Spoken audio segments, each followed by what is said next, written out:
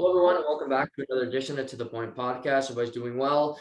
We're here on a Friday, getting the back end of a nor'easter. Boston's getting hit hard with snow right now, so of course, being in the metropolitan area, we're getting hit too. But that doesn't mean that football is stopping. It's Week 18's on the horizon. National championship game on Monday. Sadly, the college football season is coming to an end, and I know for my guest today, you know him well. We're both sad to hear this, but back once again following the holidays is Matt Wright. Writer, Happy New Year, and how are your holidays?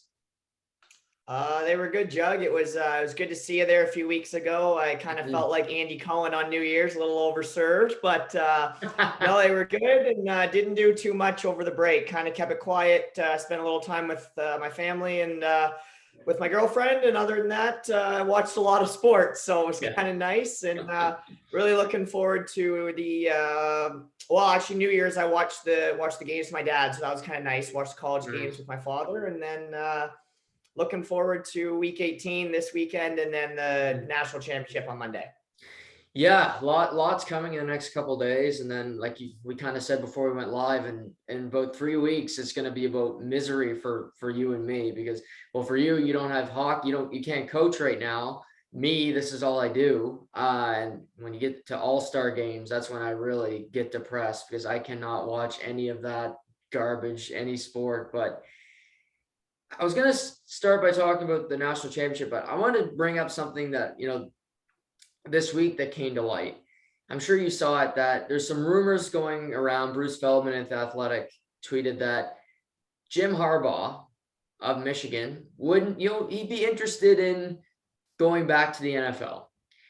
And, obviously he had a lot of success in San Francisco, got to a Super Bowl, really nurtured Colin Kaepernick. He became a Pro Bowler. We know what happened to his career after, but while he was playing, he was a really dynamic player.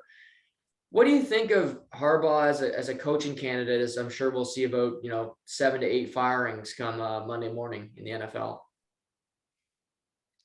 To me, I just think he's a better college coach. I think he fits better in college. You see what just happened in Jacksonville, right? With Urban Meyer, college coach going in, didn't go so well, right? I don't know what Harbaugh's nightlife is like, but to me, I think Michigan's the spot where he should be. They love him in Michigan, and the program's starting to turn it around. You saw what they did this year. They had a real successful year. I feel like maybe he sees that they're not going to be as good next year. That's why he's saying that. I don't know. To me, it's kind of out of left field, to be honest with you. I mean, why not? At the end of the day, most people want to coach at the highest level. Other than like Nick Saban, I'd say 99% of people want to coach at the highest level, and the highest level is the NFL. So that does make sense, but man, college coaches have it so good. Why would you want to leave? Like, that's what some of these guys, the grass isn't always greener. And especially in the highest leagues, a coach is paid every coach gets fired, right? At some point in the NFL, in the NHL, in the MLB. That's not the case in college. In college sports, you can stay your whole life. So I find it a little weird, but at the same time, he did have success. He came up a little short in the Super Bowl, and maybe he sees like a Pete Carroll kind of thing, from USC coming a little later, go back to the NFL with a little more, I'd say, experience under his belt. But to me, I'd rather see him stay at Michigan. Yeah. See, we never disagreed. We talked about this, and this is I'm not picking this argument just to do that. I actually think he's a better NFL coach. And the reason I say that is because I think he tries to really boost, and he tries to pick at people, which I think works better in the NFL because they're there longer. Like, you can only pick on people so long in college because they're gone. I think you can put a team together with, a foundation and a culture, because a lot of the guys are going to be there multiple years if you're running a successful team. I mean, look at your New England Patriots as an example. You had Tom, you had Richard Seymour was there for multiple Super Bowls. Wes Welker was there. Your key ingredients are there for multiple runs. And for a guy like Harbaugh, I think he can do that. And another thing, I think, there's rumors he'd take the Raiders job or the Bears. Well, the Raiders, I think, even if they make the playoffs on Sunday, which we'll talk about, I still think they're going to move on from Rick Bisaccia. That's just a guess, but I think that's what they'll do. But Harbaugh, obviously, he played quarterback for the Chicago Bears. So I'm sure it's enticing for him to take over another alma mater, if you will. And if he could turn around the Bears after all they've been through, Jay Cutler and, every quarterback that stunk it up there, that'd be a pretty good little carrot to put on, his mantle at the end of his career. Yeah, you're not wrong there, Jug, in saying that if you can go and you can have success in the NFL, you're obviously your name's going to be bigger. You're going to have more, I guess, prestige as a coach. But the problem is, you look at, I use Urban Meyer as a prime example. It doesn't always work out, right? For every Pete Carroll, there's 5 guys where it doesn't work out. Right. So if you do, let's say you do go to the Bears, let's say they don't turn around. Let's say you get fired in a year or two. Let's say they're not. The one thing about the NFL, you don't have that long leash. No. Right. So let's say you get fired. It's not like you're going back and landing another job at Michigan, right? You're going back and you're going to a less well-known team. You're starting maybe you're going to I don't know. You're Rick Pitino going to Iona. Exactly. Maybe not that far, but you're not going back to a top team in college football. So there's definitely pros and cons. I guess we'll just have to wait and see what happens here. But we won't know until the firings in the NFL. So we'll wait and see who's released, who's not released, and what teams are looking for new coaches. Yeah, I only think there's a few guarantees for me, Ryder, when I look at the NFL. I don't think Dan Campbell will be fired. Actually, even though they only got 2 wins, I think he had a pretty successful year. I think just building a team and his players seem to love him. That's all you can really do in Detroit. I think Mike Zimmer will be fired for sure. He's been there so long. They're just average. I think he'll be gone. I mean, Matt Nagy, he might as well be already gone. Like, he should be on the tarmac now. Any other ones that are super, just 100% for you? Those are the 2 that really came to mind, but I don't see locks. No, there was a lot of shuffling the last 2 years. Yeah. Where we saw a lot of movement, especially last year. I don't think we're going to see as much. They already announced in New York that their coaching for the Giants is coming back. So that was a little surprising. To me, that's one that you maybe move on from. Yeah. That's Joe Judge. But and the fact they came out and announced that a couple of weeks ago was mind blowing to me. And Daniel Jones is staying. And Daniel Jones is staying. Joe Judge, Daniel Jones, the dynamic duo. Yeah, so successful. Such a successful pair. Yeah. And what's so tone deaf to me about that too, Ryder, is maybe it's a long shot. But what if Russell Wilson wanted to go to New York? I guarantee you his first choice as a coach is definitely not Joe Judge. It's not, it can't be. If it is, then Russ needs to be, have his head examined. But that ruins it for me, because at least hire a coach that has some credibility, that isn't trying to be Matt Patricia, Bill Belichick 3.0 with his little cutoff hoodie and his stupid monologues to the media. I mean, there's only one Bill, and what bothers me so much about coaching now, Ryder, in every sport, is a copycat league, and you have to be yourself. That's how you're successful. Yes, you could look at Mike Babcock and people hate him. Just follow Mike Commodore on Twitter. But he was successful with the way he did it, and you can't try to be Babs. You can't try to be John Cooper. In the NFL, you can't be Bill. You can't be Mike Tomlin. You have to be yourself and have your own niche. I think that's the way you're successful in life. Yeah, to me, kind of back to that coach. I just don't see there being a lot of coaches. I don't know why they brought Joe Judge back for the Giants, but maybe two, maybe 3 openings for coaches this year. So, but that could change depending on what happens over the next week or two. But there's some teams where, you see it over the years where you really don't think someone's going to get removed and they lose week 1 in playoffs and they make a change, right? So that could happen. But to me, I only see 2 or 3 openings after this year. Yeah. What if the Bills lose in the wild card game?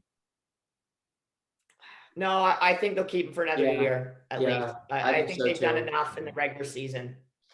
Yeah, that's it. That was just one that came to mind, because they have even Cleveland. You never know. Yeah, there's some teams until the season starts, right? You never know. Yeah.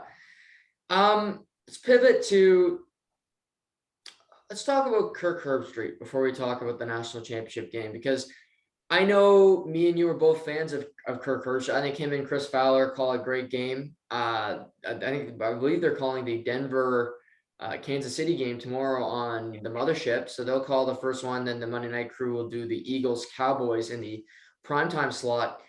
But I'm sure you heard it. And he was on game day after they did game day in Miami. Then they do game day in LA the next day, which is a quick turnaround. But he said that, quote him, college football players don't love the game as much as they used to.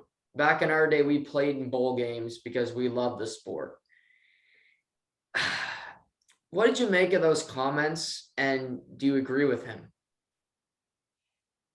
There's a lot of different ways you can take this one, because Kirk Herbstreit's paid by a certain company, right? He is paid by the mothership. When it comes to his comments, I don't agree with them. I love Kirk Herbstreit. I've read his book. I think he's a great football mind. I think he brings a lot to college game day. I think he's one of the best announcers, honestly, in sports. But Agreed. I do not like the comments. I think they're a little tone deaf in the time. Just because someone is looking towards the future doesn't mean they don't care about what's going on now. I think to me, I think his focus is more on the overall product than just one or two players. But Right. if you're a top guy and you've done what you can for that team, I don't see a problem with opting out if you're not in the playoffs. Now, if you're in the college football playoffs, I think that's a completely different story. Right. But we know that bowl games mean more for the team than they do for the players. Right. At the highest player, for instance, someone who potentially is going to the NFL. I don't think these days, I don't think a teammate cares as much as someone opting out as they would have 10 years ago. I think a teammate looks at a guy and says, hey, buddy, go get your money. Right? Unless it's the college football playoffs. I think Herbstreit, where he's going with this, is he wants to see good bowl games. Right? He wants to see everyone play. But at the same time, that's not realistic anymore. I think there's a lot of different avenues. And I think every player is different. Everyone's got a different scenario in front of them. Like some players, like we said, need to play these games. Some players don't need to play these games. You could argue that Desmond Ridder probably destroyed himself playing for Cincinnati last weekend, right? So yeah, fair point. It's all depending on the player. I think it's hard to say that players don't love it as much. I think players love it in a different way than they used to love it.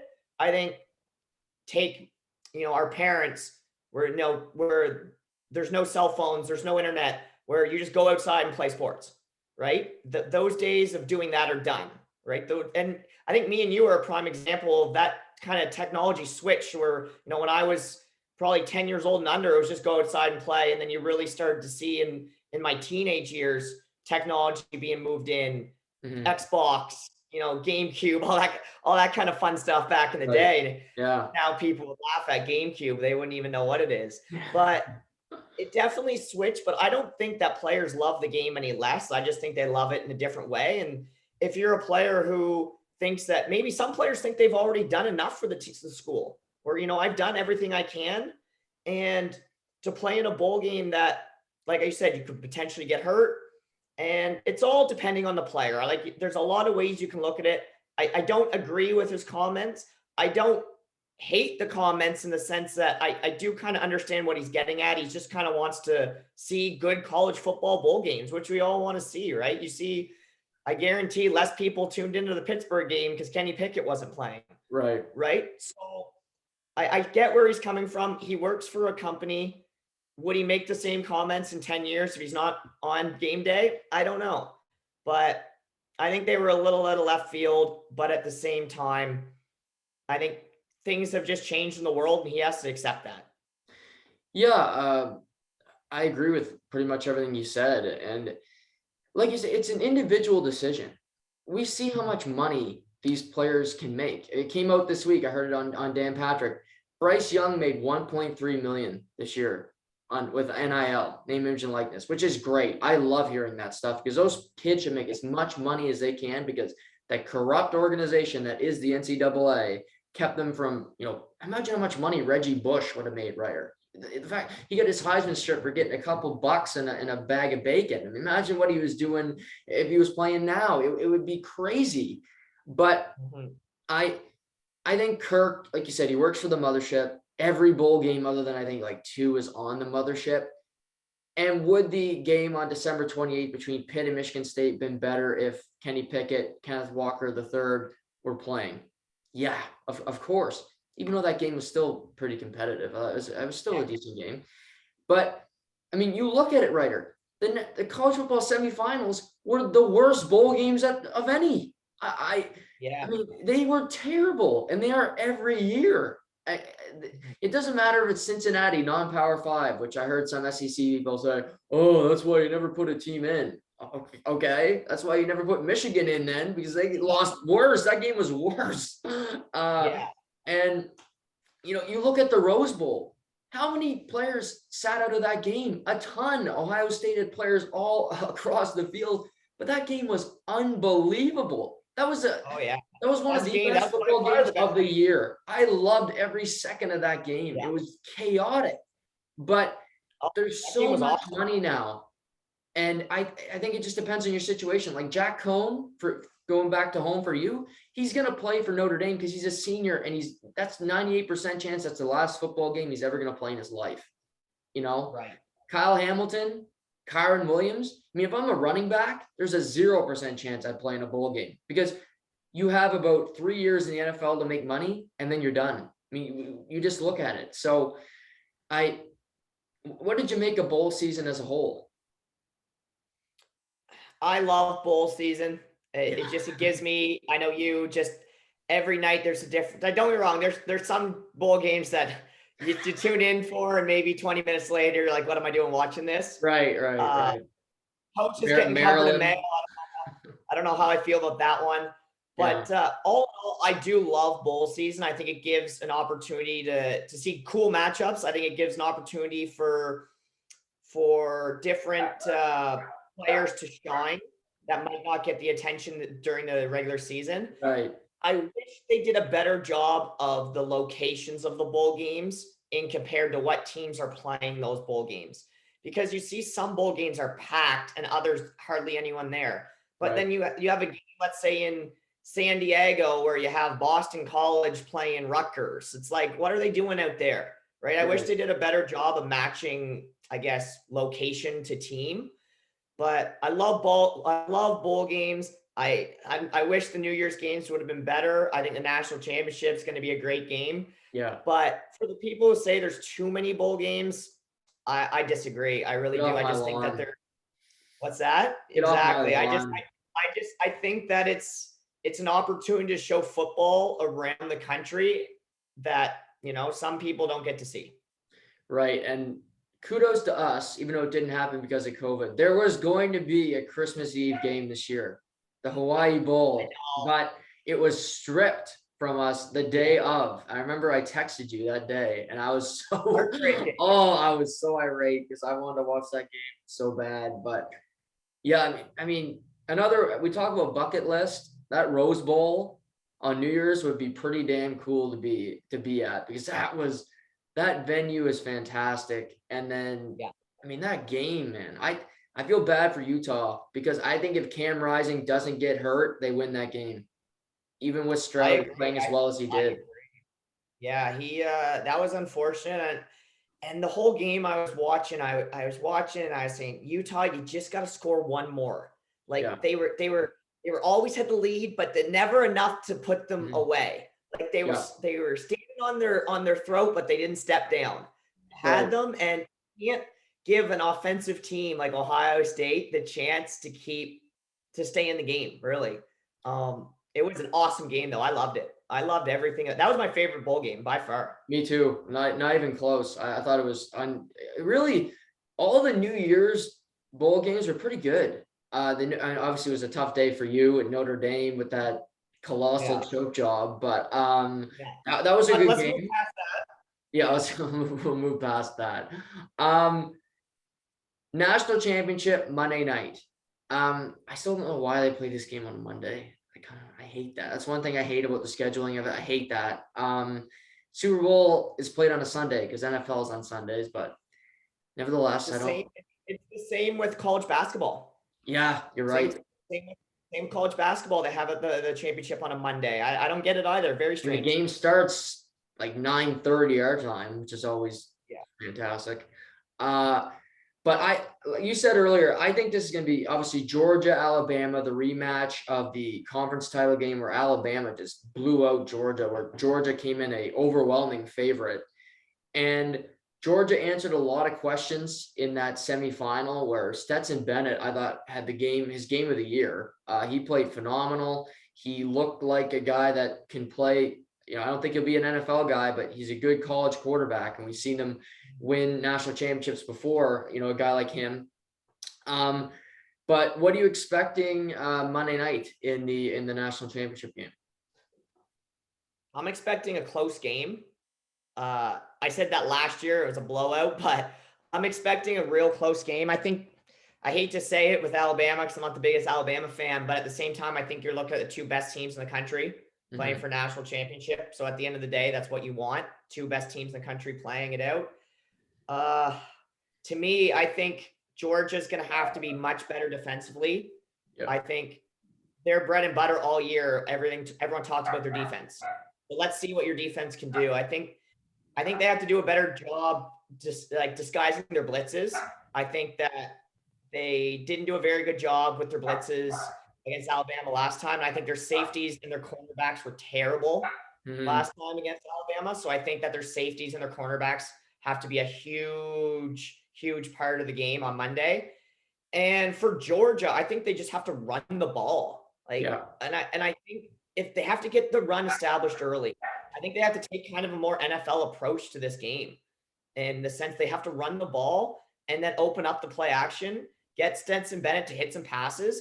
But I think you can't get away from the run early. You have to run the ball, and you can't get into you got to hold the ball for more than 2 minutes to drive. Yes. Like you can't give an Alabama 3, 4, 5 chances a quarter. You have to find a way to slow that offense down. So to me, it's run the ball, first down, maybe even second down. Get 3 yards, get 4 yards on first down. And then that gives Stetson Bennett a lot more opportunity to make plays. But for Georgia, run the ball. For Alabama, I think it's do the same thing. Literally do the same thing you've been doing the last couple of weeks. Just keep that going. Yeah, for Georgia, what's going to help? You mentioned the corners. I mean, Mechie and Williams just torched them in the conference title game. Well, Mechie's out, so that helps him a ton because Slade Bolden is really the number 2 receiver, and he's more of a slot guy. He kind of reminds me of Cole Beasley. They're built the same. He kind of Hunter Renfro-esque, and he's not exactly a burner. Williams he'll be another first-round receiver from Alabama because that guy can flat out fly and he can catch. But you need to get a lead or at least keep the game close, because if you're down, say 14-0, I think the game could get really ugly. Because Bennett will be forced to throw the football, and you could see a lot of turnovers, and then we'll be in bed by halftime. And I think this will be a game that goes to the fourth quarter, which rarely happens. Sometimes it rarely happens in Super Bowls. I think we've been lucky the last couple of years where we see tight games. But I look at this game and say I think Georgia's motivated to play a good football game, to not be embarrassed. Kirby Smart is 0-10 against Nick Saban lifetime. That's a tough pill to swallow. To beat him for a national championship would be big. And run. You got Cook, you got White, you got 2 backs. You don't got to use one the whole game. Give them an equal amount of carries, and then hope that Bryce Young doesn't have a great game. Because we've seen Alabama this year. Their offense is not always – second half against Cincinnati, it was average. They didn't have a lot of splash plays. So if you can limit him early, keep him contained, you have as good a chance as Alabama to win the game, in my opinion. Absolutely. And I think coin toss is going to be very important in this game in the sense of I think Georgia definitely needs to start with the ball. Right. I think that they need to start with the ball and at least put up 3 points. You don't want to get down 7-0 to Alabama early because if you can stop Alabama's offense early, we've seen that you can stop it probably all game. Not saying you're going to not give up any points, but in the sense of you can't let them go out and put up 14 points in the first quarter. You have to find a way to slow it down. So for me, I think you take the ball and you run the ball and you try and kill 6-7 minutes off the clock in the first drive. And whether or not you score, yes, you want to put up 7, try and put up 3, but even if you don't put up any, try and burn 6-7 minutes off the clock. I think that's got to be the mindset. Yeah, it keeps them on the bench cold. Yeah, and it's going to be an awesome game. I think it's like you said. I think it's going to be close. I think MVP. I think you're looking at one of the 2 quarterbacks. I really do. I think whatever. I'm not saying Stetson Bennett has to outplay Bryce Young, but to me, I think one of the quarterbacks is winning MVP of this game. Yeah, that would be a good little prop bet to see what guys are paying because I think it's always going to the quarterback. So even a Williams wouldn't get it per se. The great Brock Bowers, the tight end for Georgia, who's a stud, I don't think he would win it. Defensively, maybe Georgia, a player can win it on Georgia if they have a really great ball game. Jordan Davis comes to mind. But yeah, for people that are NFL fans that don't watch college, watch for number 31 in Alabama, Will Anderson. This guy is a stud. I think he's going to be, if he's not in the top 10 draft picks this year, teams are out to lunch because he's a phenomenal talent. So he's a guy that'll be an early draft pick.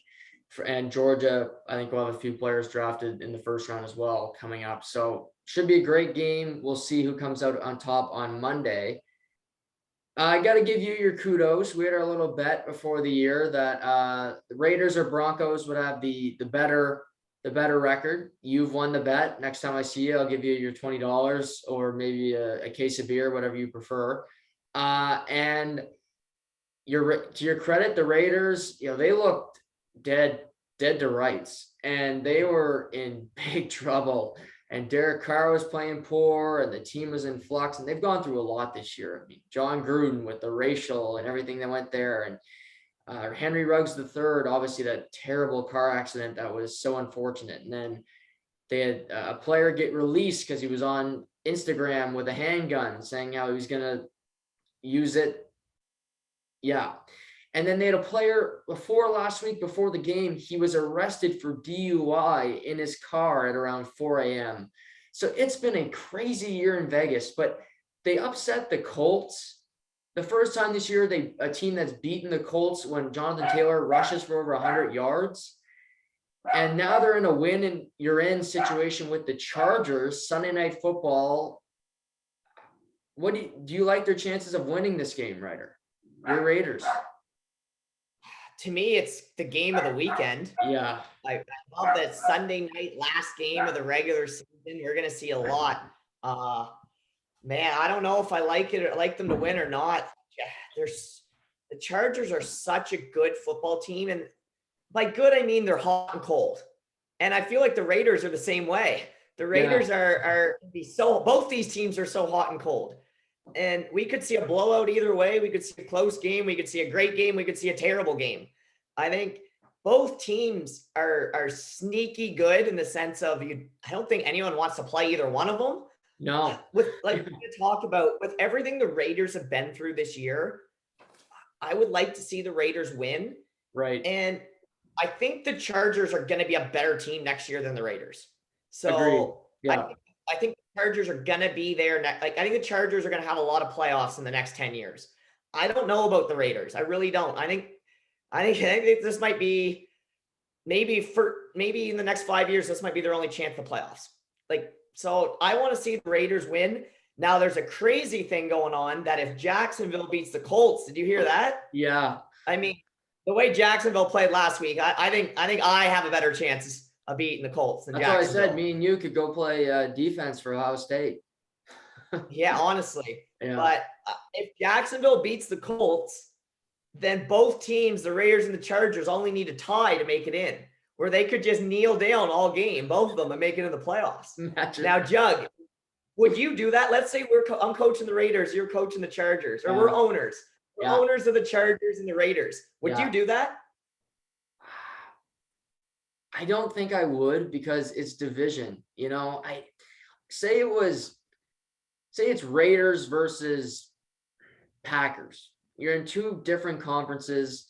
You could both make the playoffs, but I don't think you do it, because I think that's bad karma, man. I don't, and I don't know if you'd want to beat the opposition so they wouldn't get in either, you know, because Raiders hate the Chargers hate the Raiders. It's just a bitter rival. So unless there was, I don't know, it's hard to say no, because you're guaranteed to get to the playoffs. But I think the NFL would have to step in, and I think Roger Goodell would have to call them before a game, be like, okay, yeah, no, cut the shit. Like, you're not kneeling down for 60 minutes. You know, you play the game, or neither you're getting in. Something would happen, I think. Right. Imagine that NBC. I would love to see both teams kneel to like the last drive, and then one of the teams take it and try and go all the way. Derek Carr just heaves one up. Yeah, the fake kneel. To me though, I don't think we're gonna see Jacksonville beat the Colts, so I don't really think we have to worry about that. Yeah. But back to Raiders Chargers, by far biggest game of the weekend in my opinion. I like to see the Raiders win. I think the Chargers are probably more dangerous in the playoffs, just because I think Herbert's a better quarterback than Derek Carr, even though I chose Derek Carr for MVP. I think the Chargers are more dangerous than the Raiders. That being said, I think they're both sneaky good and could surprise anyone in the league, just because they've had some of the best games of the year. They've had some of the worst games of the year. Right. But Sunday night's going to be a fun football game. Yeah. I like both quarterbacks, like you. You had Derek Carr for MVP. I didn't have him for MVP, but I like him.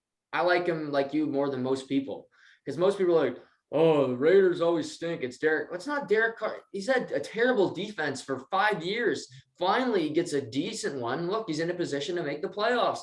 He's also in a division with Herbert and Patrick Mahomes, which isn't easy. But it hurts not having Darren Waller. That's for sure. I think Waller would totally help. Renfro is a stud, but he can only do so much. I looked at the other side. You got Keenan Allen. Eckler is a stud. Mike Williams. The Chargers, the way they've been playing defense, Joey Bosa has really been stepping up lately. He's finally healthy. Tillery in the interior. So I favor the Chargers slightly. But like you, if they don't kneel down, if that, the crazy doomsday situation doesn't come in, I see this being a last possession game, and that would be phenomenal. I mean, that's all you can hope for. I mean, NBC is hoping for a slugfest. I mean, NBC's hoping for the kneel down or the slugfest, because that's going to create headlines either way. Yeah, one of the two. They want a close game, or they want everyone tuning into the kneel fest there. Yeah.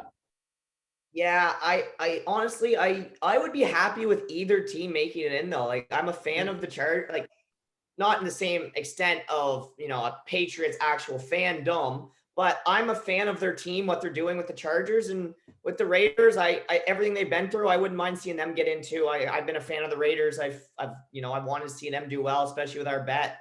But both teams, I think, could make a run in the playoffs, which is crazy to say, or they could lose by 40 in the first round. Right. So wild card game. I think the Chiefs stay at that number 2 spot, which is likely because Cincinnati is not dressing Joe Burrow or Joe Mixon, and there's some guys on the COVID list. They might lose that game to Cleveland, in all honesty, because Case Keenum's a pretty good quarterback. But say Chiefs lock up number 2 spot. I wouldn't mind seeing Chiefs Chargers round 3, because the first 2 games were unbelievable. First game goes down to the wire. The second one's a walk-off for Kelsey in overtime on a Thursday night. The 2 Chiefs Raiders games weren't close. They were both blowouts for the Chiefs. But, we saw the Bucs get blown out by the Saints twice last year. They get in, and then they beat them. Maybe the Raiders find something, or the Chiefs, the Chargers find either matchup would be a division game in all likelihood, because they'll more than likely be the 7th seed. And I like either matchup a lot in that case for Chiefs versus Raiders or Chargers. Yeah, I agree. I think Chiefs Chargers would be entertaining. I think bet the over. I don't care if the over 70 points, bet the over in playoffs, which would be crazy to say. There's going to be some good matchups. I'm very excited to see. I mean, after Sunday, we exactly know who's going to be playing who. So I think there's some great games this weekend on tap. Not many because of players sitting out. There's not too many spots left open. Some games you probably wouldn't even need to tune into. But the Sunday nighter, you don't want to miss that one. So if you're someone who wants to watch one football game, to me, it's that Sunday night game. Yeah. Your Patriots right now are the 5th seed. They would need some help to win the division. They need the Bills to lose to the Jets, which good luck with that. But they're in Miami. They should win that game, likely lock up the 5th seed. So if the Bengals lose, things could change. But say your Patriots play the Bengals or the Bills, who would you rather them see them play in the playoffs, and why? I would rather them play the Bills. And here. Yeah. Oh, I think we lost. Oh, there we go. Yeah. And they did lose, but to me, I just think that I think they're better against the Bills. I think it's going to be more of a low scoring game against the Bills, where I think you can win on a last drive or can win by 3. I don't like the Patriots getting in shootouts. And to me, Cincinnati likes to play shootouts. They like 45 to 38 score games. Yeah. You look at those scores, they are throwing the ball deep. They're looking to put up points. They're looking to score quick. Yes, that works sometimes. No, it doesn't. I know Joe Burrow, Jamar Chase, I know they're a very young team. They haven't been to the playoffs. They haven't had much success as an organization in the playoffs. But Cincinnati scares me. Me too. And to me, I think the Patriots match up against Buffalo better in the sense that Josh Allen, I like Josh Allen, but he hasn't been able to throw the ball deep lately. No. He really hasn't. And it's going to be cold. I like the Patriots against the Bills. Not saying they're going to win, but I like that matchup better. Yeah, I think they can run the football in Buffalo because, like you said, it could be a snow game. So Josh Allen in the wind and snow hasn't been great. Like you said, they should have beat the Falcons by 40 last week. It was a close game in the 4th quarter because Josh Allen had 3 interceptions. He only threw for $123. He did not have a good game. No. And I look at the Patriots the way they play. Ramondre Stevenson, Damian Harris, and then Mac Jones use the play action.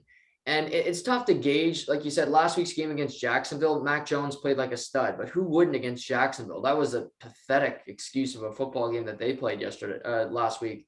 So I think for the Patriots to go on a run, Mac Jones, he's not a noodle arm quarterback, but he can't be asked to be Tom Brady right now. He needs to be a complementary piece. He needs to be Tom Brady in the early 2000s, where he has a lot of great people around him that can make plays.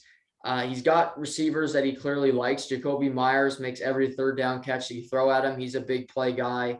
You got your great running backs that are a tandem, which I like as well. You don't need to rely on one. Harris and Stevenson can both carry the football.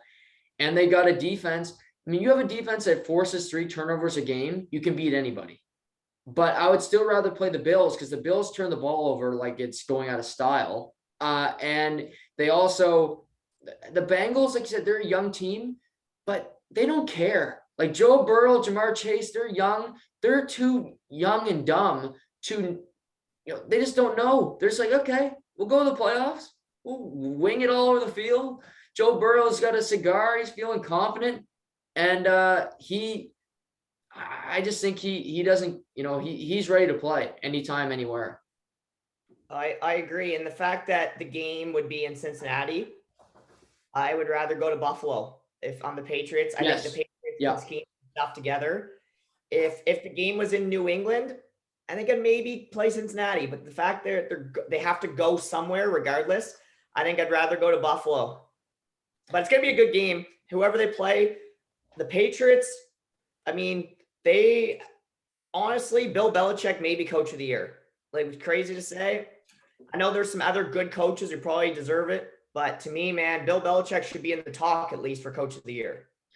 Yeah, I think he'll probably finish second to Matt LaFleur, because what LaFleur went through with Aaron Rodgers and all that drama to get to the number one seed again. I think that's really impressive. So yeah, but Belichick's right there. I mean, he had a great year. Zach Taylor, I think, will be in that conversation as well for Cincinnati to win that division with Lamar, and even, the way Cleveland was touted before the year. But what are your expectations? Do you expect your Patriots to win a playoff game? Do you think they'll be one and done? What is your expectations going into the postseason? Well, a lot of people, including myself, I think I said they were maybe a 5-6 team at the start of the year. Right. The fact they're getting in, positive year. Yeah. Positive year as a Patriots fan. I would love to see them win a game. I think they're good enough to win a game. I still don't think they're good enough to win the AFC. I don't know if they're good enough to win a divisional game. I think they're good enough to win a wild card game. I see them winning one game. But I mean, if they play the Bills, they should win that game. To me, I think they should. And the Bills, I'm sure the media would be like, well, the Bills, that's a disappointment, which fair. But I think the Patriots are just a better football team than the Bills are. Yeah. And as you know, you just got to get to the dance, right? Doesn't matter how you get there, right? Doesn't matter how you drove there. You just got to get there. So anything can happen in the playoffs. I like the Patriots to win one game. I don't think they're going to go all the way to the Super Bowl. Stranger things have happened, but regardless, for the Patriots, very positive season. And I think it showed that they had a really successful offseason last year. So I'll be interested to see what kind of moves they make in the offseason this year. Yeah, good point. I mean, they spent a lot of money, so it'll be, what can they do, to make the team better is really, the big focal point there. But we'll see. Yeah, the Bills should lock that up. Like I said, there's not many games this weekend that are totally interesting. I mean, the Rams 49ers is another good one, 5:25. That should be a good game. If you're Kyle Shanahan, are you starting Trey Lance or porn star Jimmy in a game that you might need to have? PSG, baby. Yeah. PSG. Porn star Jimmy. Yeah. And here's why. Here's why you take the porn star. Because if he does well, that's great. Ride him through. If he doesn't do well, then you can move on. Right. Move on. I don't think the 49ers are going very far, even if they get in. I don't see them going far. Right. Regardless of who's quarterback. But I think you got to go with porn star Jimmy, because if you don't go with porn star Jimmy, then the fan base, the media, everyone are saying, what are you doing with your quarterbacks now? If you go with porn star and he struggles, then at least you can move on, and people say, oh, well, he struggled in the playoffs. It's time that we give Trey Lance, give him that chance. Yeah. So I think you go with PSG. I don't know. What do you think on that one? Yeah, I agree. And Trey Lance had a good game last week, but it was against Houston. I heard that he played so well. Okay. Well, I don't give much weight to Houston Texans. They stink. But yeah, I mean, Jimmy G made it to a Super Bowl. He's played in big games. I think the Rams are a good team, but the 49ers will give you everything that they got. And what will be a disappointment, however, if they lose this weekend and the Saints win against the Falcons, the Saints are in. And I don't know, you talk about coach of the year. Sean Payton might just get in the mix for getting this team to the playoffs with Taysom Hill and your boy Ian Book and Simeon and the cast of characters that have played quarterback for that team to get to the playoffs. It would be a disappointment for me if San Francisco didn't make it, because they are far and away a better team than New Orleans. Yes, I agree, but I think you got to go with Jimmy. I think you got to go Jimmy. We haven't seen enough of Trey Lance this year. We really haven't. And I'm not saying he's not going to be a good quarterback in the future, because I think he is, but I think you go with I mean, chances are porn star Jimmy gets hurt at some point in the game anyway. So then you like Trey Lance is probably going to be in anyway. So I think it's a moot point when porn star Jimmy gets hurt in the start of the second quarter. Right. So, but it's tough for the 49ers playing against the Rams, because the Rams, I don't think are going to sit anyone. No, because they're still fighting for that 2 seed. If they win, they'll be the 2 seed, and they could potentially play the 49ers again the following weekend. They're playing good football too. Yeah. The Rams, Stafford 5 interceptions in his last 2 games, but the Rams are good. Looking at the NFC, the Packers are the 1 seed. Looks like Aaron Rodgers is going to play this weekend, which is apparently he's had a toe injury all year, but let's play against the Lions. There's some Aaron Rodgers for you. But you got the Bucks, you got the Rams up there, still lurking, the Cowboys, Cardinals. If you saw today, JJ Watt might be back for the playoffs, which is a sneaky big ad. Who do you feel the most confident in the NFC? Because there's not a team that just jumps off the page for me. I would say the real question is, who do I have any confidence in? Right. Not who do I have the most. To me, I think you have to say Green Bay, just because they're going to play 2 home games. Right. They're going to play at Lambeau. And anyone going into Lambeau, that's going to be a tough place to play. It's going to be cold. It's going to be windy. It's tough to play there at the start of the year, let alone playoffs. Right. Now, Aaron Rodgers in the playoffs hasn't always been the best, hasn't always had the best results. To me, I think the Packers, they're number 1 team. I think they're finding ways to win. I think going to Lambeau is probably the toughest place to go out of any team in the NFC. You can't discount Brady and the Bucs. Let's be honest. They just won the Super Bowl last year too, right? They're missing some pieces. Yeah. They really are. But you look at Tom Brady, you look what he did last week against the Jets. If that's not 2-minute drive to a tee with no timeouts, that was just straight out beautiful what he did there. Whether you like Tom Brady or not. I think the Packers, and then I think you got to go the Bucs right after that. The Rams, like I said, I've liked the Rams all year, but the amount of turnovers, like, that's scary. Stafford, we don't know what he can do in the playoffs, so we'll find out. Yeah. 49ers, I don't know if they get in. I don't know how far they go. Arizona's been a good team, but they've also really struggled down the stretch. The last 5 games, I think their last 6 games, I think they're maybe, I don't know, they're 2-4 or 3-5, or they've lost the last 3. They've really struggled. I think I got to go with the Packers. Okay. Yeah, it should be the Packers for me, because like you said, they got Aaron Rodgers, Devontae Adams, the best receiver in football. Their defense is playing better, but one thing I worry about in the playoffs is they can't stop the run. But there's not a really great running team in the NFC, so go figure. I mean, you look at it, are the Bucs good at running the ball? No, maybe they'll start to, because it's the playoffs and you don't need Brady doesn't need to throw 50 times a game. He wants to break some records. I get it, but maybe try running the football a little bit. Cowboys, no. How about 17 carries for 43 yards last week? Rams probably do it the best in the top teams, but they're still average at running the ball. Sony Michel, Cam Akers might be back.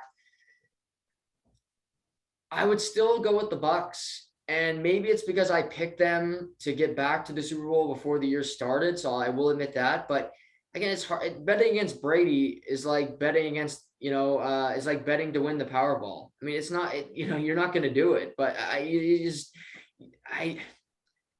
just look at him and say, yes, he's missing a lot of pieces.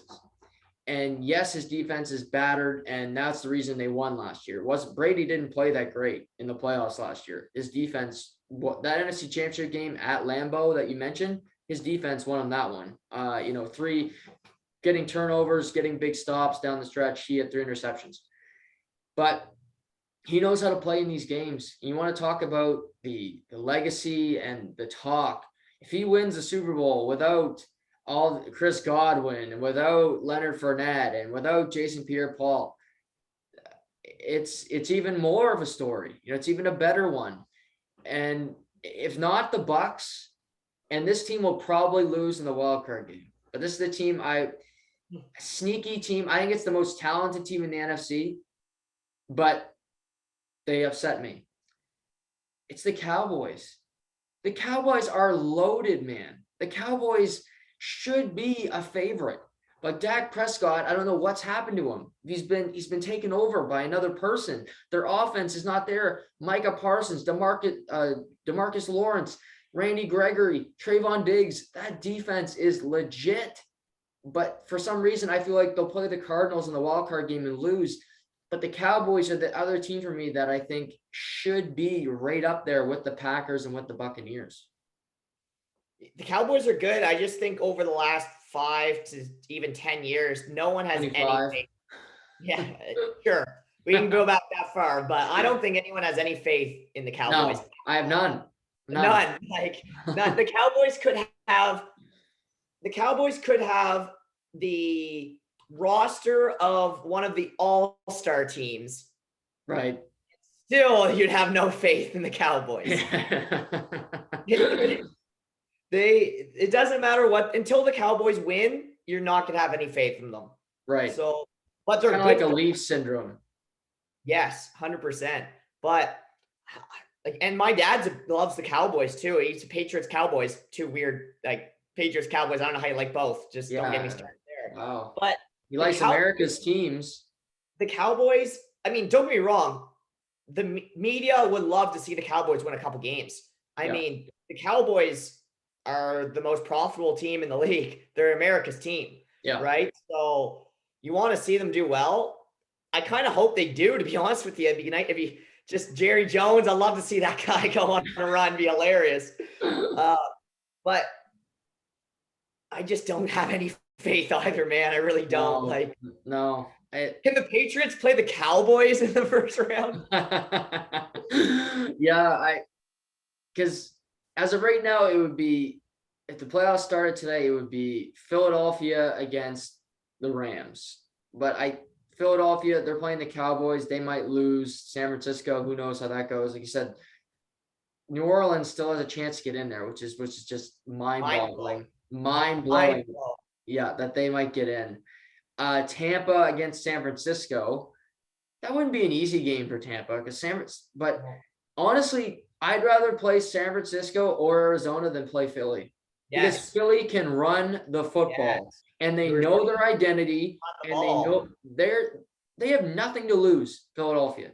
Jalen Hurts has been, this guy's no good all year, and he gets to the playoffs, which I'll give myself credit. I've said it about week 8, they're going to make it. So congrats to me. But Jalen, our boy Devontae, and they run the ball down people's throats and they know it's coming and they can't stop it. I wouldn't want to play that team because they're likely one and done, but it might be one and done where it comes down to the second half and it's a tight game and you're beat to hell after this game because you had to try to stop the run 40 times. To me, the way Philadelphia plays is the way Georgia has to play against Alabama on Monday night. Right. That's exactly the style you have to play. That's the style I'm talking about. I think Georgia has to play to beat Alabama. No one wants to play Philly. They're boring football games to watch. Yeah. They're old school football, but they run the ball and they run it successfully. They're running 5, 6, 7 yards a carry, and they're doing it to first down, second down. They're running. First down, they're running the ball and they're getting 5, 6 yards. Yeah. I wouldn't want to play them if I'm a team that likes putting up 40 points a game, because you're not going to get the amount of ball touches that you're normally going to get. And you talk about a team like the Bucs, if they were to match up, they don't run.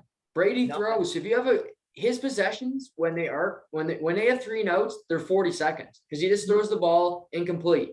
You throw it, if you have 2 incompletions on a drive, that's 40 seconds. You punt the ball, they get it back, and they go on long. That's the thing, when you're on the football, you go on long drives. We mentioned 7+ minutes for Georgia. That's how you beat Tom Brady. That's how you beat Aaron. That's how you beat a better, more talented team, is you take clock away. And I have a soft spot for the Eagles because I know me and you, we both like Devontae Smith. And I kind of like Jalen Hurts, because people have written them off all year. So they're a tough matchup for anybody that draws them in the playoffs. I'm not going to cheer for them like what they did to the Patriots a few years ago. I'm never going to cheer for them. We'll blame Bill for that one. Yeah, that was a tough one. Butler. That one was a tough night for Matt Wright. You've had more good ones than bad watching football, so I can't say I felt bad for you. No, fair enough. Yeah. But I'm really excited for week 18, and I'm looking forward. I mean, week 18, first time ever. So let's do it. Yeah, right. Yeah.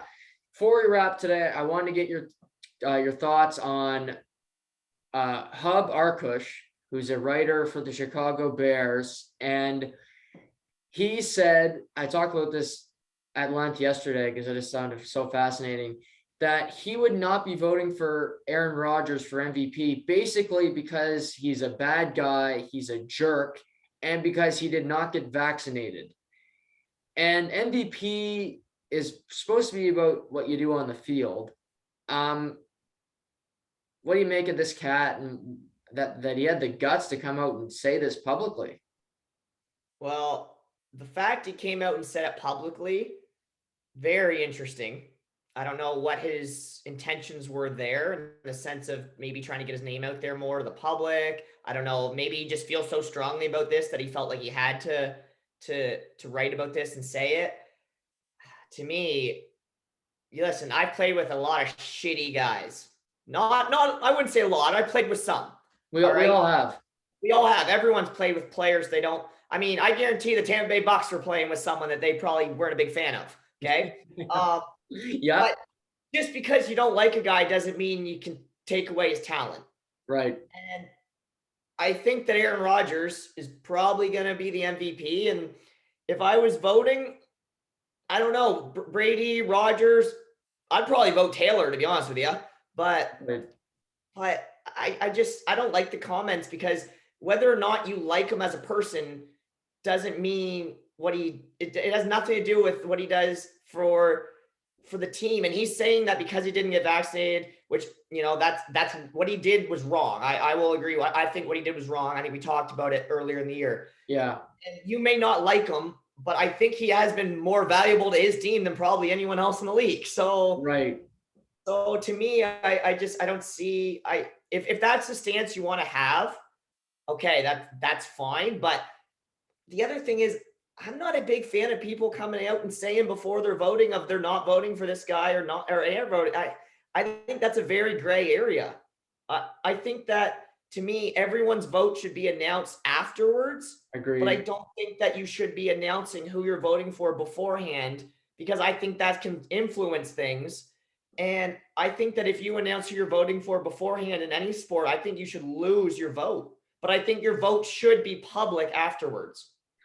Right. I totally agree about afterwards, because you need to be held accountable. If you're voting for the Hall of Fame, if you're voting for the MVP and you vote for, John Doe, well, you shouldn't have a vote because you're out to lunch, like it just, but yeah, this guy, I think he did it for a lot for notoriety, and even threw in there, I know people that aren't going to vote for him for the same reason. Well, who are they? Yeah. Let us know that would be my, who is, that's my follow-up. Who else? Or are you just saying that because you want to seem like you're not alone, you're on this island by yourself? But it's stupid. I don't think you should have there's only 50 MVP voters, which I thought there was more than that. There's only 50. So that's a pretty exclusive club. And for sports fans like us, MVP, Hall of Fame, they mean something to us. It's important. It's not just, it's some rinky-dink sports Hall of Fame. No, like it's an important feat. It means a lot when it comes down to it. So I think this guy should really be embarrassed by his comments. And Aaron Rodgers might be a jerk. He might be an asshole. Maybe you wouldn't want to have a beer with him. You'd pick a few athletes before him. But is O.J. Simpson a Hall of Famer by his play? Yeah. Is he a douchebag? Yes. He's a terrible human being. There's Antonio Brown. His stats say he's a Hall of Famer. Is he going to be? We'll see. He's a jerk and he's not a great guy, used to play for the Bucks. But Aaron just didn't get vaccinated. It's not like he didn't pull an OJ or Antonio. He didn't quit on his team. So it's a lot, but I think Aaron will win MVP, like you said, and we'll see what happens. But I know Champions is on a bit of hiatus. I know your coaching's on a bit of hiatus because of the new restrictions and everything. But what's on your agenda work-wise and professionally in the next couple weeks as we kind of battle through the Omicron variant? Yeah, honestly, for work, we're pushing through in the sense of we're planning for a big spring hockey season. Fingers crossed that we can have spring hockey this year, and that's kind of what we're focusing on. Is getting our players, getting them registered on their teams, all of our teams, getting our good coaches lined up, making sure we're kind of dotting our I's and crossing our T's, getting ready for a big spring hockey season in both Fredericton and Miramichi. And coaching wise for Bantam, it's been tough, man. Honestly, we've been practicing as a team a couple times a week, but we just found out another tournament we were going to got canceled today. That's supposed to happen in February, and it's hard on the kids. It really is. Yeah. It was one we were really looking forward to. We were going to go to Granby, Quebec for 5 days. It's going to be a great trip for the team, for the families, for parents, and that getting canceled was very kind of a tough one to find out here, but hopefully we can get back and get some games in and finish the season, because the last thing I want, and I know the kids want, is to end the season without getting a chance to see who can win a provincial championship. So I really hope that we're able to get a provincial championship in. And basically it's kind of weird. Jug weekends are a little open, and Right. it's kind of nice, but at the same time I'm going a little stir crazy. So gonna watch some football this weekend and put the feet up and relax and get snow. I'm looking forward to snow blowing the driveway, which is crazy to say. Yeah, that's when you know you bought your own home and you're settling into being an old man, Ryder. Yeah. So you're looking forward to blowing the driveway because you want to get outside away from the missus. It's like that gif of the guy standing outside watering the driveway on the asphalt. I love that one. But yeah, enjoy the weekend. The Campaign recently got added to Netflix. Good Will Ferrell, Zach Galifianakis movie. So if you want a good laugh, there's a little carrot. I watched it on Wednesday, buddy. I'm ready to head. Watch it again. I may have to. It's a phenomenal movie. Yeah. Turn the page. Yeah. Turn the page. But thanks for joining me as always, Ryder. We'll do it again before the football season's over. But take care and stay healthy through all of this, man. Thanks, buddy. Thanks for having me on, Jug. And I'm sure we'll be talking here soon. College basketball right down the road, buddy. Yes. March Madness coverage will be in full swing when we get there, and it'll be here before we know it. And it's even picking up now as we get into January. But everybody, enjoy the weekend. Stay safe during the bad weather out there. But as always, we'll talk soon.